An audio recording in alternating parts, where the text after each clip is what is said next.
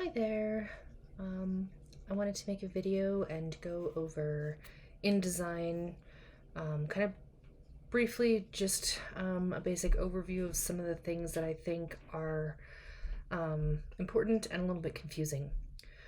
So, InDesign is for layout and page design, whether that's digital or print. It's a great program. I think it used to be underused. I think maybe that's changing. Like when I got my first couple internships, they were surprised that I was comfortable in InDesign. I think that a lot of times InDesign wasn't getting taught as much as the other programs. So I'm glad you're here because it's a really good skill to have, to know how to use InDesign well. It is a lot like Illustrator, the way that it's set up. So we've got our tools down the left over here. If you've got it on Essentials Classic, because you're old school like me, you've got all your properties up here. So of course, Essentials Classic. This video is assuming that you have some experience with Illustrator, so you have a basic idea of what I'm talking about. If you don't, I would go and watch my intro to Illustrator video and spend a little time in there, maybe playing. Same, we've got our menu up here, and then we have all of our window palettes over here on the side that we can open up in window. We can attach them over here, pretty much just like Illustrator. So right now I have my layers open. Layers work pretty much the same way. They feel a little bit different in here, and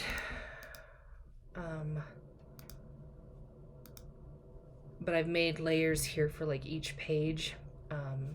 So this, what I've got open, is my project from when I took intermediate graphic design.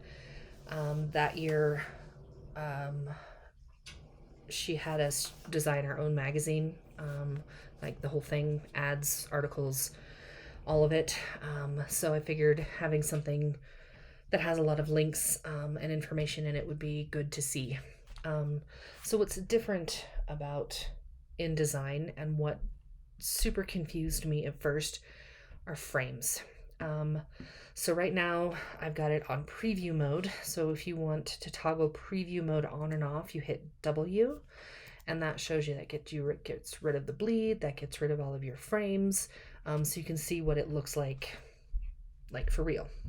So we'll turn off preview mode. You can see I've got a bleed, that red line on the outside. And then there's all these other boxes. So I have a margin set up. That's what this purple line is the margin of the page. And I set that up for by document. So that's on every single page so that my margins are consistent. You can set that up when you do a new document, but you can also go in, here's your margins right here, and you can set that, you can change them afterwards. This isn't permanent, you can change your mind. This is also where you set your bleed and slug. I'll close that for now. So when I turn off the preview mode, you can see all these boxes. These are all frames. Even the text is considered a text frame. So what's cool about InDesign, it's kind of like scrapbook. That's kind of how I like to think about it. So you make your graphics, you make your images in Adobe Photoshop and Illustrator, and then you bring those pieces in as links and you put them all together in your layout in InDesign. So these frames are where you put your content. So this is a frame, and over here you can see I've got a link that's bokeh1.ai. So it's actually an Illustrator file. I didn't have to turn it into a JPEG or anything else. I brought it in as an Illustrator file. That means this link is still live and editable. So I can go in, if I push this button down here, it says Edit Original. It will open it in Illustrator, and I can, let me ungroup some stuff. If I make a change, and I make this a blue flower, just all blue, and I save it, Command S, InDesign just updated that link and it made that change, and I didn't have to do anything. I didn't have to resave it, rebring it in. So it's a big time saver in that way. It also works with PSDs, so Photoshop files. In my Photoshop file, I make any changes I need to, I save it, and it's going to update over in InDesign. So that's the power of keeping these live links and using the frames. So there's a couple ways of doing these frames. We'll go over here to, get rid of that guy. There's a couple ways of doing it. You have over here this rectangle frame tool, ellipse frame tool, and polygon frame tool. So let's make a square. So I have an empty frame, and then I will also make a circle, and I have an empty circle frame. So if I go in here, I want to place an image or a graphic in this frame. File, place, which is Command D, and we'll pick that. Okay, so it pulls it in, but do you notice that it's like cropped and huge? Well, it brought it in. I'm not sure. It brings it in with the settings that Illustrator has it as, the size. I mean, it's a vector, it's resizable, but it's, saved as a certain size. So it brings it in like that. Same with a JPEG. So, of course, with a vector, you can size it infinitely. But I don't know if you notice when I select it, I just get the blue square. So when I first started, I'm like, well, what do I do? How do I fix that? So there's two ways of selecting the content inside. You can either double click, and now you see I've got this large red orange box, or that target is to select inside. So if I have the inside graphic selected, the link, I can change the size of this link, and I can make it fit. I can move it around. I can pull, I just want that part. I can make those changes. You've got these tools up here, which are to fill frame proportionally. And this is the one, there's one that stretches things, so you have to be careful. Fit content proportionally, so it's fitting, these are fitting them horizontally and vertically. So I made this fit vertically, and I've got this excess, which looks a little funky here because that's cut off. So I'd go in and move that over, and now it fits it perfectly. The others, so you've got these other options too, so you can fit your content to your frame. That's the one that goes a little wonky. So if I've got this down here small, and I want to fit my content here, let's make sure. Since this isn't the same shape, fit content to frame, it will stretch it. Maybe that wasn't obvious enough. Oops. So if I want to fit my content, I'm going to make this content fit that box. So it did it, but it looks super funky. So you got to be careful with that one. The best one, like if you want this I want this image just the way it is, you fit your frame to your content, and it makes it match it. It makes that perfectly fit. You see how confusing it can get? So I tried to move that. Well, now I've actually moved it out of there because I had the content selected and not the frame. So you have to click off of it, select the frame, and then you can move the whole thing. That's where I would just get so frustrated.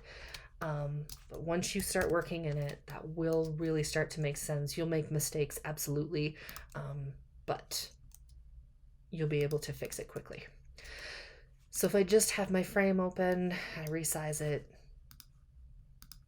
doesn't fit, then I need to resize the inside.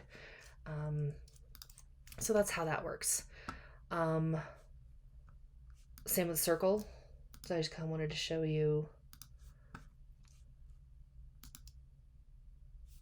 work. And just a disclaimer, these are not my graphics. I used graphics from, I believe it was the website FreePic for this. I do think I had a premium account at the time to get all of these different graphics, because I did not have time to illustrate an entire magazine in one semester on top of everything else I had to do. So I used graphics I could find. So see how, like, this is a huge graphic going the wrong way. Huge. So when we make it small and we fit it in the circle, then it crops. So we don't have to destructively crop. We can keep these live so that we can make changes. Like, I can leave it and be like, okay, we'll see how that works for this layout, and then later I'm like, oh, that's not working. I can totally change it and my information is still there. So that's why frames are really, really great. Same with this. You've got the target to move it inside. If you grab the blue frame, it's going to move the whole thing. If you want to, I'm not sure I said this, if you want to size both of these together at the same time, like I like this, it's perfect, I just need it smaller.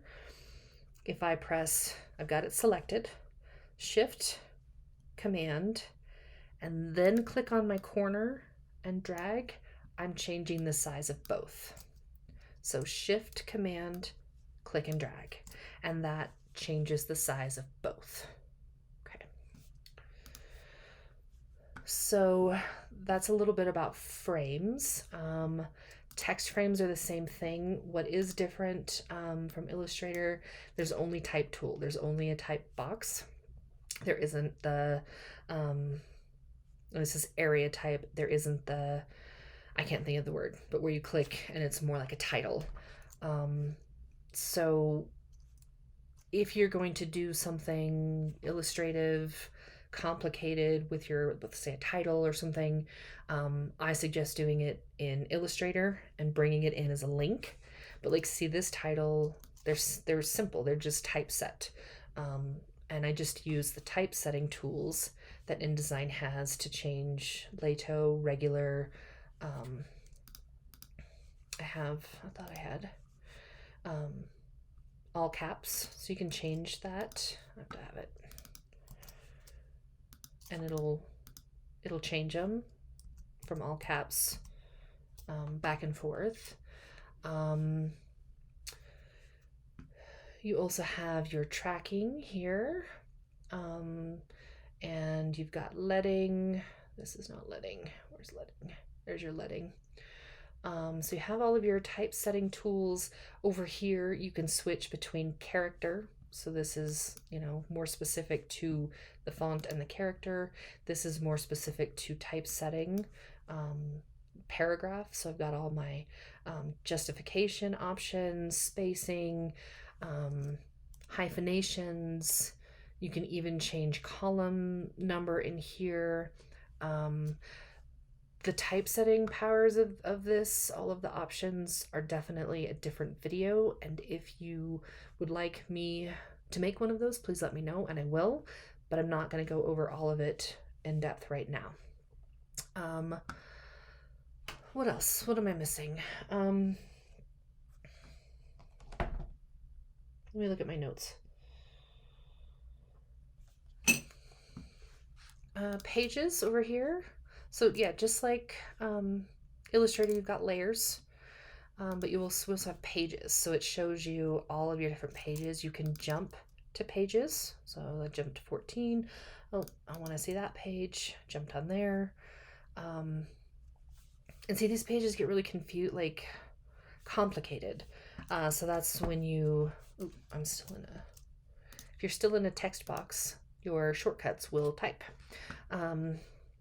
So I can turn on and off preview and I can see what this looks like without all the craziness going on. You can jump to links. So if I want to see bouquet 1, it's telling me that it is on page 1. There's bouquet 1, that pretty blue flower. And the reason you aren't seeing page numbers on these is because these have been used multiple times. So if you open the drop down, you can see I've used green star on page 20, page 22, and page 26. And this is all the same file, I've just used it 3 times. So if I go in and make changes, edit this, ungroup it, change it,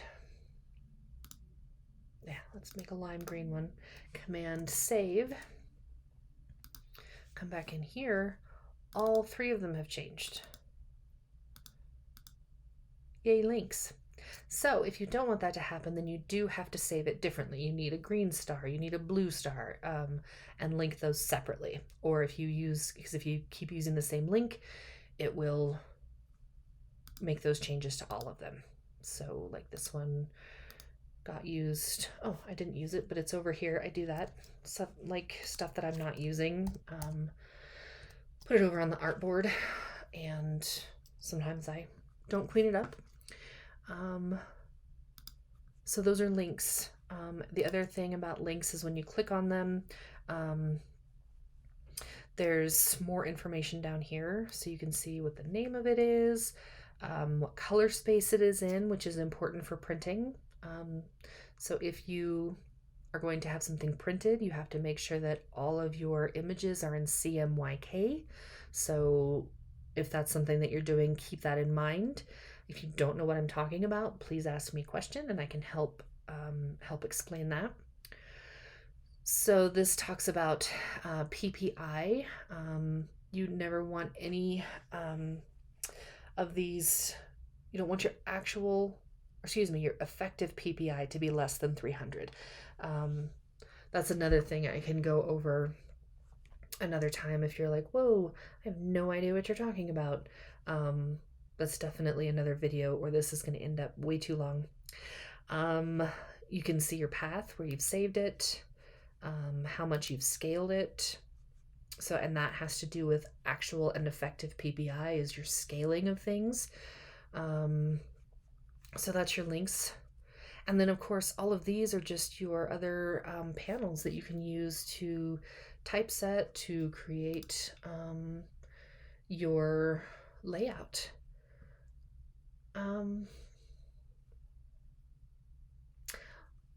I think that's it for now. I'm trying to think if there's anything I've missed going over. I know that was fast, but I just kind of wanted to go over those confusing things. Master pages is another one that probably would be better in a different video. So if master pages are something that you're needing to understand, please let me know. Character and paragraph styles as well. Those are typesetting tools. Let me know if videos on those can be helpful, and I'll be happy to put them together. All right. Thanks so much, and happy designing.